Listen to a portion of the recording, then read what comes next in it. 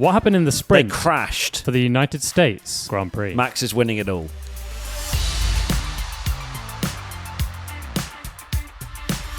Hello, everybody, and welcome back to the P1 podcast with Matt and Tommy, sprint edition.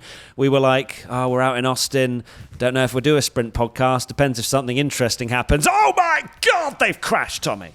I actually can't believe it. Basically, one of the only scenarios we'd have basically made sure there's no way we're missing doing a sprint pod, and we were not just kind of putting it into the qualifying one, was pretty much really Max winning and the McLaren's crashing, and Well, they did. Turn one.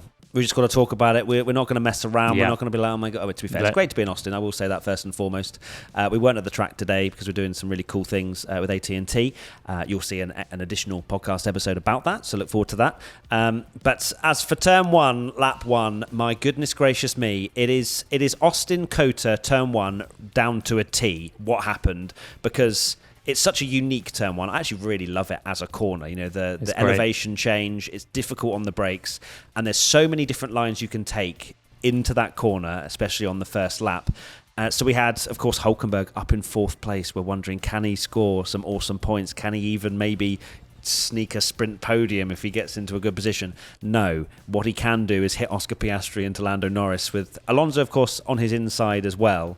And just absolute carnage unfolded. And I firstly want to say, I don't think anyone did deserve a penalty. I think it was very much a racing incident, although you can apportion percentages of blame, I think. Yeah, I think Hülkenberg deserves the most blame, but I still would put it as a racing incident. It is the nature of turn one at Kota, because it's such a bottleneck. You know, it's such a wide entry to the corner, and then just completely bottlenecks. Even when there's not a crash at turn one, you always see people bailing onto the runoff. It's so rare. I could probably argue that it's never even happened where everyone's escaped turn one without it going wide, because it's just like funnel. They all funnel in basically. And yeah, Hülkenberg is the most to blame. But I also think, you know, that you had Alonso on the inside. Piastri is taking, I wouldn't say like an enormous risk, but it is certainly a risk to. He wasn't thinking about anyone behind him. He had his eyes on Lando, didn't he, and just went for that move. He did. I think that I'm not blaming Oscar in the slightest for what happened, but I will say that I think he took a little bit of a risk, full well knowing that we've seen that kind of incident happen so many times. And I feel like Oscar just very much focused on Lando, who had gone a little bit deep, and the up and under was on, but perhaps went a little bit tunnel vision into just making sure he would get through on Lando, and not thinking about what was potentially going on behind. A wider line, of course, with hindsight, would have kept him in the race. And my goodness gracious me, for his championship, he is so fortunate to have actually taken Lando with him, as much as it's obviously a sad thing to think about that Lando got tagged and was taken out as well. For Oscar's championship, it's huge, because if Lando had stayed in that race, finished second, maybe even beat Max in the race, that's a 7-8 point swing from a 22 point deficit. So that didn't happen, of course. Both McLarens out. I genuinely thought I was just living a dream of yours. I thought I was just in your head. This wasn't real, and that we would end up seeing the actual lap one, turn one that we were all expecting, which was not that. I was all ready to have a rant that the sprint is kind of pointless, and Max would have gained 2 points, and it's not enough. And you know, he's won the race, but does it really matter because it's not a big point swing? But for it to be 8 and 0 to, you know, both McLarens does swing it. You know, it's a big points gap. It's not enormous, but it's still a lot, and obviously like more than if he won the race. You mean a game? The McLaren. Big points game. So, yeah. So, it's still a big points gap. It is, but it's less than it was. But it's the fine margins of this championship and those little moments, because I think had Oscar been taken out, Lando, you know, takes a huge chunk out of Oscar's leads, you know, almost, you know, a third of it going and just evaporated like that. But instead, and this is a wild theory that I had that I was thinking during the race, is that Piastri actually colliding with Lando is weirdly not the worst thing for him, because I think now the pressure is ramped so much on McLaren that Max is joining this fight, and they are going to get so nervous. And I know there's talk of McLaren will always let them race and stuff. But they have said themselves, if Max gains too much, we will back someone. So for Oscar, it could almost not, it's a weird thing to say, but it could almost be not a bad thing, because if Max is going to start to attack and get closer and closer, McLaren might have to back a driver, and he's the one that's ahead. It's an interesting theory. I think a lot of people who are on the side of McLaren are favouring Lando and want Lando to win the championship will say no chance, they will just take their risk and go for it. And I think I'm on that side of the argument where 22 points is not a big enough gap to go, Lando, sorry, mate, you can't win your first world championship. We have to back Oscar here for the Drivers' Championship. No chance. I cannot see that happening in the slightest. However, if we come out of Austin and Oscar finishes first, Lando finishes third, or there's a big point swing between the two McLaren drivers in Oscar's favour, then perhaps that conversation has to happen. But 22 points is not tough call. 22 points is not a big enough margin. I think it needs to be near on 40 to then have to then back Oscar. It is such a tough decision, of course, because McLaren are always about it's fair, the drivers can race as long as it's, But it's also really tough because you don't know how it's going to go. Like one thing that I thinking about now is that at the end of 2010, Mark Webber had quite a sizable championship lead, and the team could have Red Bull could have easily said, right, Sebastian Vettel, you need to let Mark get all the points. That there was talk of they should completely favour him, and if they imagine if they hadn't done, because of course Mark Webber and Alonso missed out on points, and Sebastian Vettel ended up taking the world championship. So it's not just a case of completely back Oscar, because Max is coming. He certainly is. Question from P1 Patreon member Charlotte 90. Playing devil's advocate, Lando was aggressive in Singapore but hit his teammate. Oscar attempted an aggressive cutback at turn 1, hit Hulk, which caused him to take out his teammate. Will he now face repercussions from the team? I think the way that's phrased is that Oscar hit Hulk, whereas I think it's the other way around, where Hulk absolutely hit Piastri, which then caused the crash into Lando.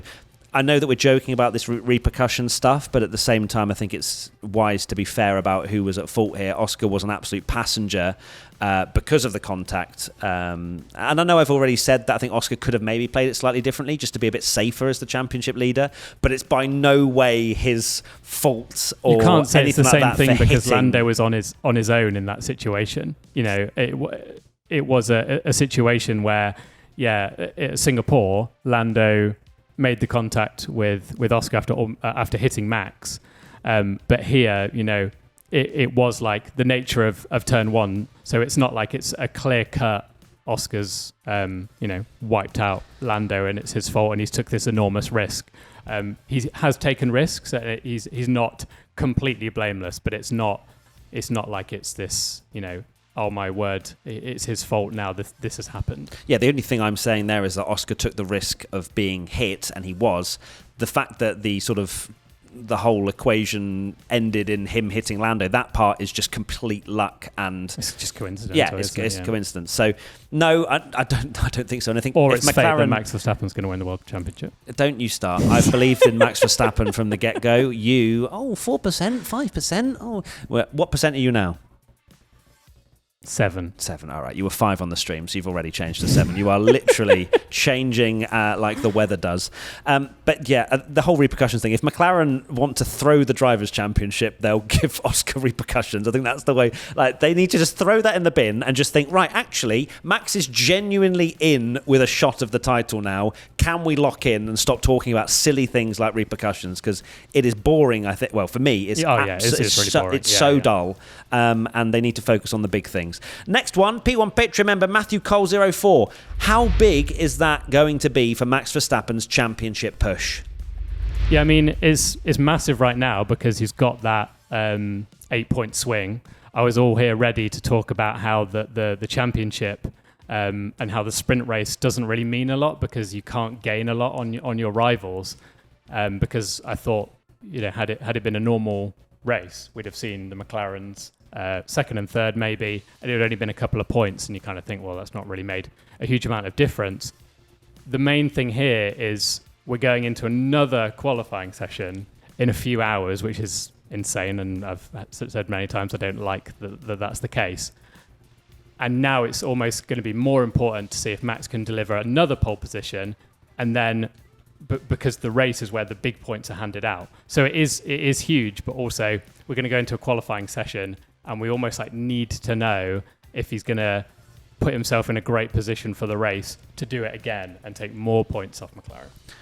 So it's massive for Max's championship push, in my opinion, just purely because it's a free 8 points. This is how I see it. It's free because these sprints in my head are like additional tiny little bonuses that can have a 1 or 2 point swing, as you said, Tommy. You said yesterday, you actually, it's in the social clip we posted, that where you said, like, because I was talking about, he needs more races, and you said there's 3 sprints, that's 24 points. That's 8 of them. Yeah, exactly. And you would expect maybe 3 or 4 or something like that. Max is obviously very good at sprints. So it's big. But we also have to remember that every single competitive session is massive for Max from now to the end of the season. Like, yes, he is 55 points behind, which feels at like closest he's been for a very long time.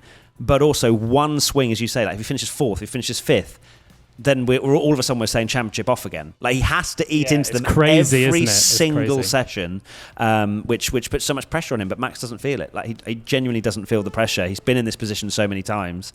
So it's massive in this particular moment. It's the best he could have hoped for. But we have to.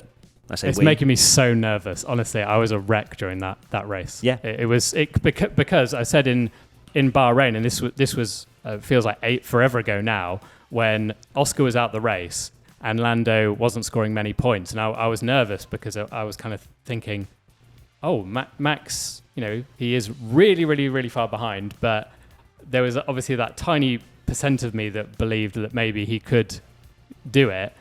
And I think this was another moment where it just felt like another kind of, he may still not do it, but it just felt like one of those things of like, wow, this has really brought the pressure on. And the pressure on McLaren now is going to be huge because they were getting questions about, do you think Max is in the title? And they were saying yes when he was like 94 points behind.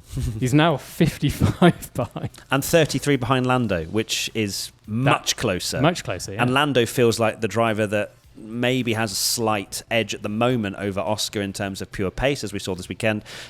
It's fascinating, and thank you to Hulkenberg for kind of being like, let's throw a little bit more spice into the championship and make it a little bit closer.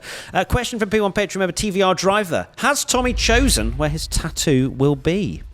Well, we've walked past a few tattoo parlours, haven't we, here in Austin? You joked, you were like, maybe I should have a little booking of it. And now he's even closer. I still think it's very unlikely you're going to get a tattoo, mate. And that's coming from me. But I am a lot more of an optimist as to Max's chances than you are. It's just going to be so crucial out of this weekend. I feel like Mexico, Max will win that one. I genuinely have so much confidence that he will win. If there's a track you're going to back Max round, it's Mexico, with how Red Bull have always been very good round there. If he comes out of Austin with a huge point swing, we don't know what's going to happen lap 1, turn 1 tomorrow either. Exactly. Could be chaos again. You're talking about 7-point swings. We can have 25-point swings. We had an 8-point swing today. Like this championship is just throwing so many curveballs. It is crazy how that championship has thrown so many curveballs. And even if Max doesn't do this is exactly what this World Championship needs. Now, it wasn't plain sailing, though, was it, Tommy? Because you were nauseous throughout the entirety of the watch-along, but more so when Russell was within 1 second. And George, he was about 6.5 tenths behind Max in the DRS and decided, I am going to do the largest dive bomb we've seen since maybe a Max move. Yeah, probably, we've seen. Yeah. It's quite funny, isn't it, as well, to see the team ready. What was he doing? Like Max saying that's like, yeah, Max literally I would pulled never a Max do on such you. a thing. We got a little preview, didn't we, of what a George Russell, Max Verstappen title fight would look like. And it would be glorious. It would just be absolutely sensational. It'd be cinema. Thankfully for Max's maybe title championship hopes, they didn't come together. Max showed some good awareness to just run off the track, and because George would have ploughed into the side of him because he locked up and went wide. Max did have to bail on the runoff, otherwise it would have been a collision. And it was really interesting because during the watch along we said this, didn't we, that realistically Max is gaining, and the sprint, the biggest argument is always, it's only a point here and there. What's the point?